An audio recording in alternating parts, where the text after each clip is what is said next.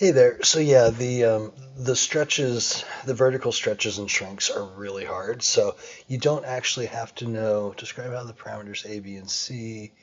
Oh, I see where they're saying that in the directions. Um, yeah, I would ignore those directions.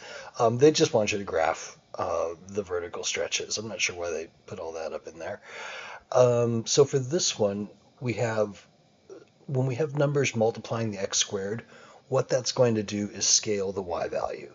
And if you think of making a table with this, if you put in 0 for x, you would get 0, because 3 times 0 is 0. If you put in 1 for x, 1 squared would be 1, and then times 3 would make 3. And let me sneak down here and grab that. Oops, actually I just realized, there we go. Let me clear that. Um, so from here, we would be at, and let me get that going. There we go, 0. And then we're going to get out 3 times as much because, like I was saying, 1 squared would make 1 times 3 would be 3. So when we, in just plain x squared, when we put in 1, we get out 1. But when we throw a 3 in front like that with the coefficient, it makes it come out to 3. So what it's doing is it's tripling that y value. I'm not sure if you can see that. There, we can make that a little bigger for you. And so here you can see it used to go up 1 box, and now it's going to go up 3 boxes, or 3 times as much, because it's getting multiplied by 3. Let me clear this one. So here, when we put the 1/4 in front, the fractions are definitely harder. What it would do is, instead of when I put in 1, getting out 1, I would only get out a fourth, and it would be like right there. But the computer won't let me graph that. So a little bit more convenient spot for that 1/4 is over here at 2. Because what it used to be, when I put in 2 squared, I would get 4, but then 1/4 of 4 would give me 1.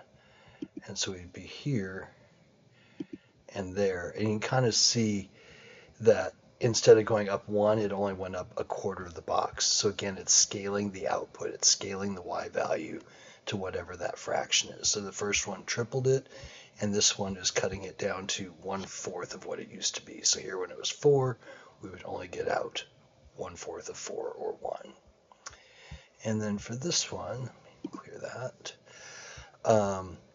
We have the -2, so that was the upside down.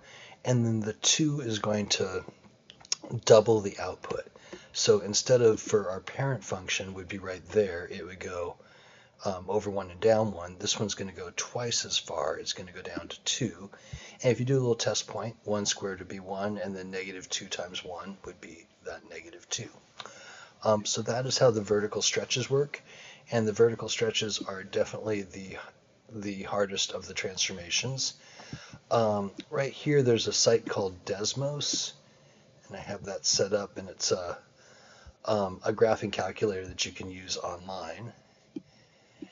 And I'll just kind of show how it works. If I put in x squared, so there's our x squared, and then what's nice is you can kind of play with it and go, what if I put a 4 in front?